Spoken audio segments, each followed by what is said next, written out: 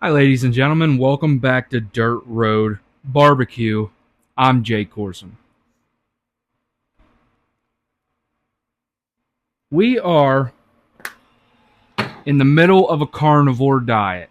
Why? You guys see me on video basically every weekend. I don't think I need to tell you why, but how it happened, how I gained a little bit of weight this winter. I've been spending a little bit too much time over at your mom's house, and she is a damn good cook.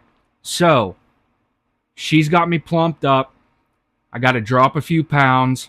This winter's not going to last forever. We can't wear these hoodies and big clothes for very much longer. Eventually, this is going to come to an end, and I'm not sad to see that happen at all.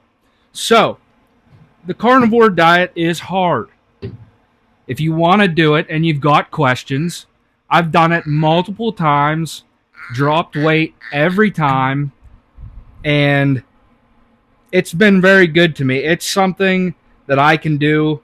I love meat, and it works really well for me. It doesn't bother me at all. I know a lot of people have a lot harder time doing it. But if you have any questions, just comment below or reach out to me on Facebook or something. I'd be glad to tell you my experience with it. Anyhow, what's hard about it is finding different things to do to serve your palate. You know, steak, bacon, that stuff, all that easy stuff to get, easy stuff to do, does get old after you do carnivore for a month. You'll get tired of it. Promise me. I love meat just as much as the next guy. About the only thing that I could eat every single day and not get tired of, pork butt probably. I mean, I love ribeyes, but eventually beef, it fills you so fast, and it is such, I don't know, it's just such a, there's no, pork gives you a little bit of the sweetness. You can kind of get the sweet out of the pork, to kind of serve that purpose that you're craving. But you got to find different things to do. So we're going to do some different stuff today. Come along. Let's get going here.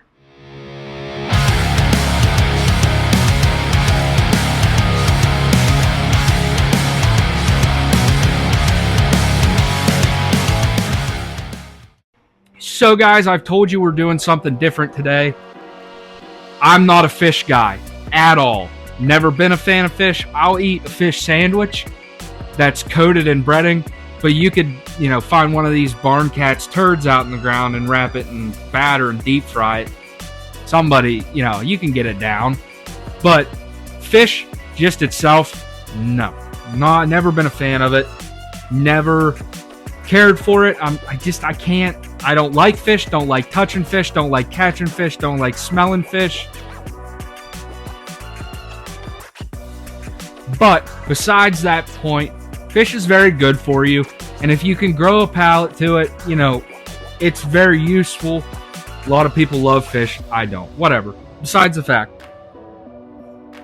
And also, kind of the point of the carnivore diet is the lack of carbs. Beer has carbs in it. Whiskey, from what I understand, like the rye, no carbs, So we're having a glass of whiskey out here in the frozen tundra of Pennsylvania today. So what we have here, a beautiful salmon fillet.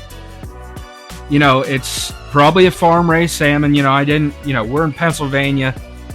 You're not very close to any fresh seafood markets here. So, bottom of the barrel for seafood around here. Just how it is. You got to make do. You can bitch about it if you want to. Nobody's going to listen. So, I guess it really doesn't matter. I'm not going to bring you over real close because we're not doing anything super complicated here. We've got the Traeger cranked up to 225 here. I got a small piece of pork butt on there to take to a buddy who just had a child. I'm going to take it over so they have some food to eat so they don't have to cook. So they can sit down, scrunch cheeks, and give smooches and, do that new parent stuff and enjoy themselves. So we're going to take them some of that over. Anyhow, all I'm doing, I got a little bit of pineapple juice in this sprayer. I'm just going to very lightly, just a little bit, nothing crazy, just a little bit of pineapple, a little bit of acid, acidity to it. And then I am just going to barely dust a little bit of Killer Hogs, the barbecue rub. I'm just barely gonna dust this.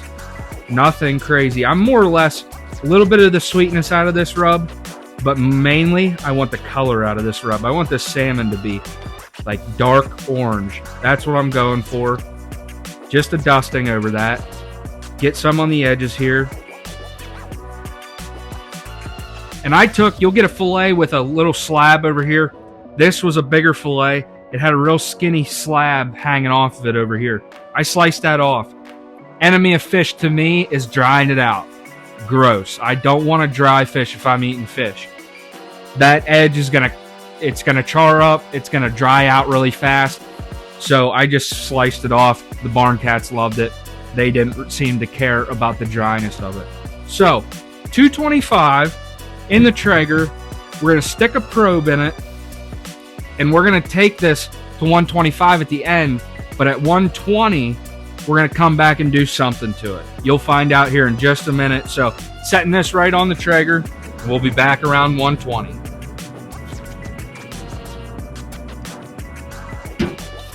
All right, guys, so we're at the 120 mark on this salmon. So what are we gonna do now? I went ahead, melted a little bit of good Dutch butter up. Apparently the Dutch are good at making butter. I don't know what I paid for it. They must be pretty damn good at it. So, melted butter. I'm just gonna, little bit of that the barbecue rub, Killer Hogs the barbecue rub, just for the color. Not much. I don't want to I want the butter flavor, basically, is what I'm going for. The richness of it. Just want that little bit of orange color in there for this glaze. So I'm gonna go ahead and actually put just a few squirts of this pineapple juice in there. Go swirl it around. I'm gonna pop the lid on this smoker, and I'm just gonna drizzle this right over this fish. Just nice and easy. Actually, why don't I just bring you over here so you can see what's going on? I'll bring you right over here.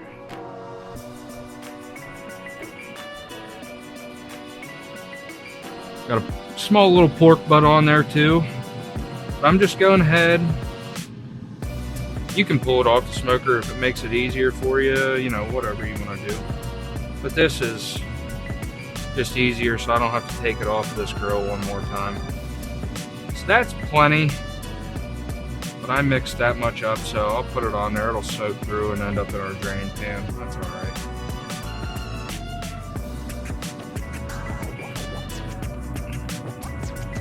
So we're doing that.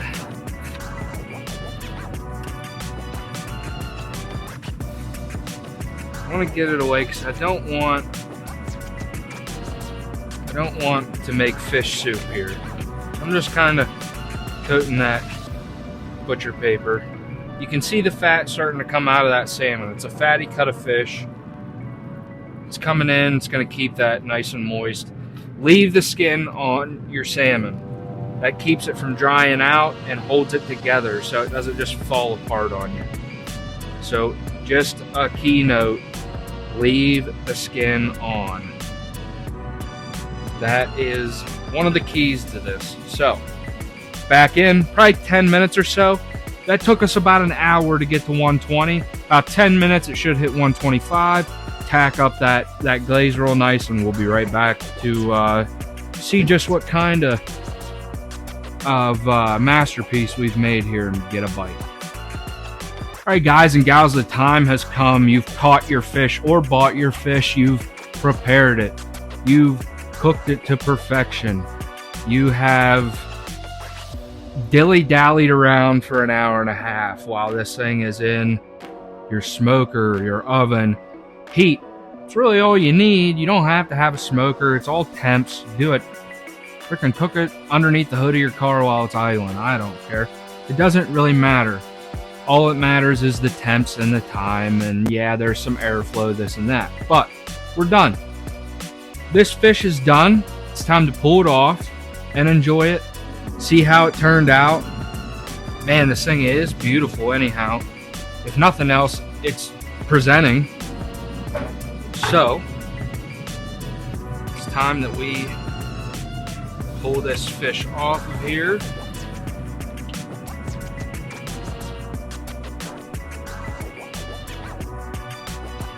And the color, I really like the color on it. Really what I was going for. So, pull this probe out of here. Yep, and that fish is very tender. Like I said, that's why we're leaving that skin on, just to hold it together, or else it would just fall apart. So, look at the color on that. Real nice and orange. That's how I wanted it. Salmon's already orange, but I wanted that dark, like burgundy orange color on it. Just to gloat, and you know, that's really all it's for. It's just showboating at that point, right? So, I'm not a fish guy, so let's see what my opinion of this is. I'm gonna think it's gonna be okay. It's probably not. Would I ever eat it over pork? No. Or beef? No. But I think it'll be okay. I think it'll be just fine. So, USDA calls for, I think, 145 for salmon.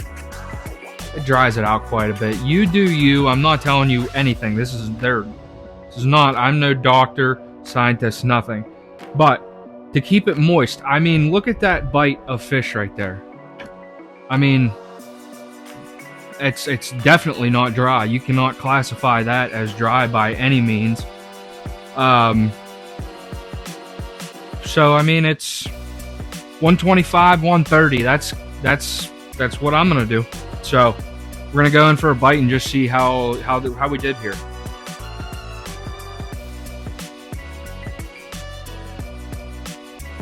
That's really good. That's really good. It's a little fishy, but it's not too fishy for me, and I'm not a fishy guy. I don't know how many times I can tell you that, but it is good. It's really good. The smoke got in there. It's not too smoky.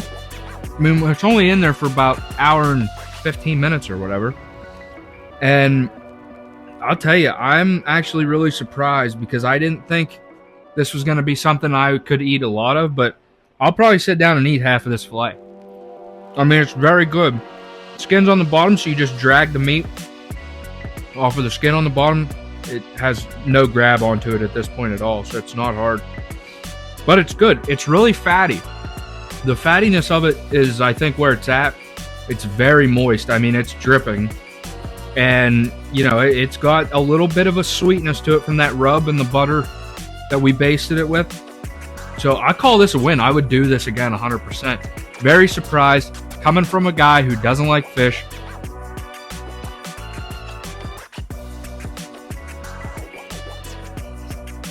That'll do.